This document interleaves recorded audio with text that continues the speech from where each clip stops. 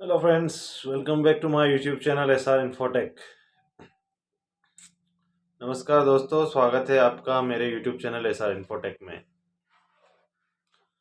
दोस्तों, आज मैं आपके लिए एक वही टॉपिक लेके आया हूँ जो विगत अभी एक दो महीने से खूब चर्चा में चल रहा है कि एईपीएस, आधार इनेबल्ड पेमेंट सिस्टम, जो अपना एईपीएस का जो बिजनेस है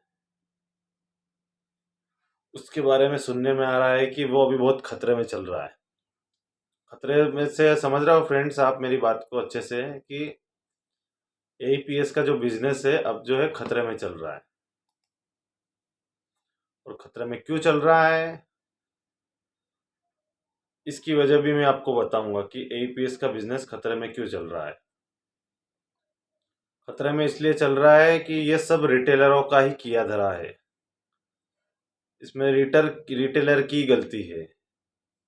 5 रिटेलर की गलती की सजा 500 रिटेलर को भुगतनी पड़ रही है।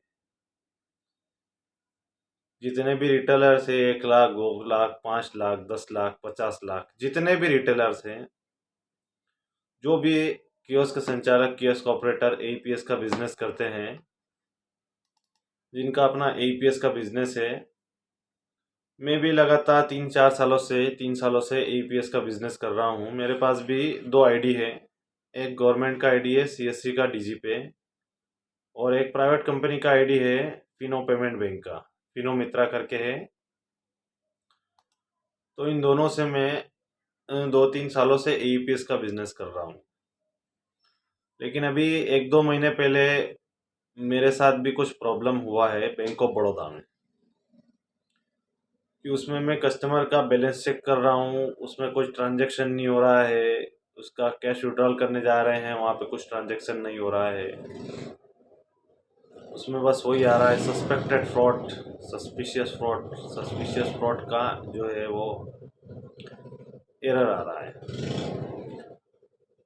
दोस्तों हमने हाँ तो फ्रेंड्स, हम बात कर रहे थे कि एईपीएस का जो बिजनेस है अब वो खतरे में चल रहा है। तो रिटेलरों की गलती है कि कुछ रिटेलरों की गलती की सजा सारे रिटेलरों को भुगतनी पड़ रही है। भाई, आपने क्यों किए ट्रांजैक्शन, स्प्लिट ट्रांजैक्शन क्यों किए? कोई कस्टमर आ रहा है, 500 रुपये निकलवाने आ रहा है, 1,000 रुपये निकलवाने आ रहा है, 2,000, 2,500, 3,000, 5,000, जो भी निकलवाने आ रहा है, उसमें आपका जो चार्ज है, आप मान लो 10 रुपये चार्ज करते हैं। 1,000 पे 10 रुपये, 20 रुपये, 30 रुपये, जो भी आप चार्ज करते हैं, 2,000 पे 20 रुपये चार्ज करते हैं, आप उसके अकाउंट से ही निकाल रहे हैं। 500 रुपये निकालवाने आ रहा है तो 510 रुपये निकाल रहे हैं। 1,010 रुपये निकाल रहे हैं। 2,000 रुपये निकलवाने आ रहा है तो 2,020 निकाल रहे हैं। दोस्तों, वहाँ पर जो है ये सूचना कंपनियों के माध्यम से जाती है एनपीसीआई, और एनपीसीआई जो है वो आरबीआई को, एनपीसीआई से आरबीआई के पास जाती है। तो आरबीआई ने देखा कि ये तो कस्टमर के साथ फ्रॉड हो रहा है। उसमें से रिटेलर जो भी पैसे रहते हैं ऊपर कुछ अपने हिसाब से 40 रुपये, 50 रुपये, 13 रुपये, 15 रुपये, जो भी उनके समझ में आता है उस हिसाब से वो इनवैलिड ट्रांजैक्शन, स्प्लिट ट्रांजैक्शन कर रहे हैं। तो ये लगातार बैंक में कंप्लेन दर्ज कराते हैं कस्टमर, तो बैंक एनपीसीआई को बोलता है, फिर एनपीसीआई आरबीआई को बोलता है। तो उसी के तहत, आरबीआई की सूचना के तहत, अभी बैंक ऑफ बड़ौदा ने अपना एईपीएस सिस्टम जो है वो डाउन कर रखा है दोस्तों। बैंक ऑफ बड़ौदा ने, और हो सकता है दूसरी बैंक भी कर दें, क्योंकि अभी बैंक ऑफ बड़ौदा को छोड़कर सारा सिस्टम चालू है अभी, जितनी भी बैंक है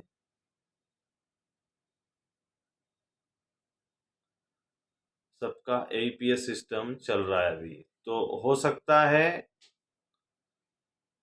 सकता है कि दूसरे बैंक का भी जो AEPS balance inquiry, cash withdrawal, cash deposit, वो सिस्टम बंद कर सकते हैं, जैसे बैंक ऑफ बड़ौदा ने किया है। अब वो बैंक ऑफ बड़ौदा ने वो टेम्पररी किया है कि परमानेंट किया है, वो तो अभी कुछ दिनों बाद ही पता चलेगा।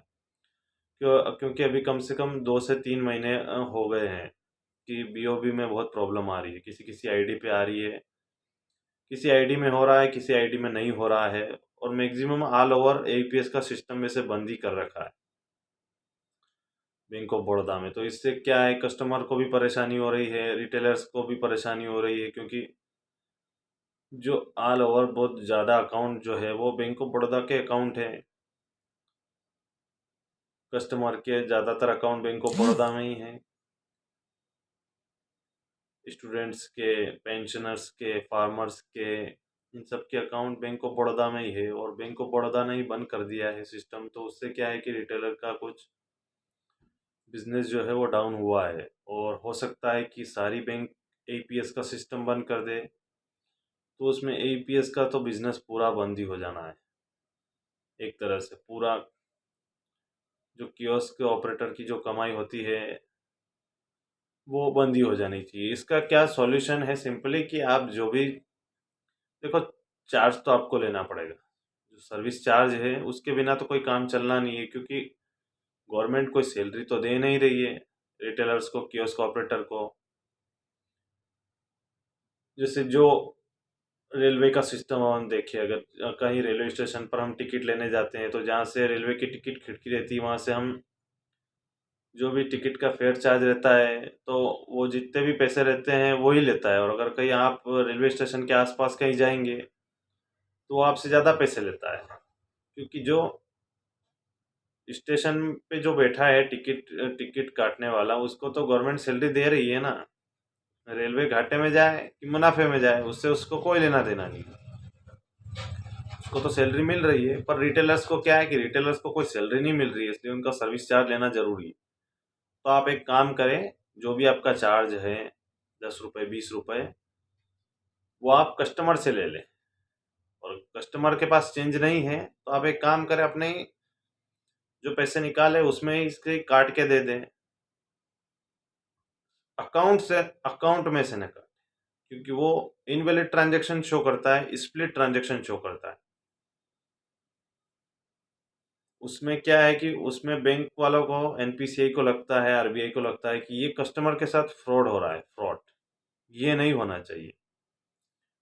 तो आप प्लीज़ प्लीज़ इस तरह के स्प्लिट ट्रांजैक्शन अपनी आईडी से न करें, वरना आपका जो है पर्सनल आपका पैन कार्ड, आधार कार्ड भी ब्लॉक कर सकते हैं, जिससे आपको भविष्य में किसी भी कंपनी का आईडी नहीं मिलेगा, किसी भी कंपनी का। और एनपीसीआई ने तो यहाँ तक तैयारी कर ली है कि अगर इसमें पाए जाते हैं, दोषी पाए जाते हैं, आप स्प्लिट ट्रांजैक्शन कर रहे हैं, तो वो ऐसा करेंगे कि आपकी फैमिली में भी कोई आईडी नहीं ले पाएगा, आपकी फैमिली में भी नहीं ले पाएगा। ऐसा कुछ करने की सुनने में आ रहा था कि ऐसी कुछ तैयारी भी चल रही है। तो दोस्तों, मेरी आपसे हाथ जोड़ के विनती है कि इस प्रकार के स्प्लिट ट्रांजैक्शन भाई लोग ना करें। जो वैलिड ट्रांजैक्शन है वही करें। आप अपना चार्ज कस्टमर से ले लें, जो भी आपका चार्ज है, क्योंकि वो, उसमें कोई दिक्कत नहीं है, उसकी सूचना कहीं नहीं जाती। आप बस अकाउंट में से न करें। दोस्तों, यही बताना चाहता था मैं इस वीडियो के माध्यम से। अगर वीडियो पसंद आया हो तो लाइक करें, चैनल पर नए हो तो चैनल को सब्सक्राइब करें, और ये वीडियो अपने फ्रेंड्स के साथ शेयर करें, ताकि ज़्यादा से ज़्यादा जागरूक हो लोग बाग। ठीक है दोस्तों, धन्यवाद, जय हिंद। मिलते हैं नेक्स्ट वीडियो में। Thank you.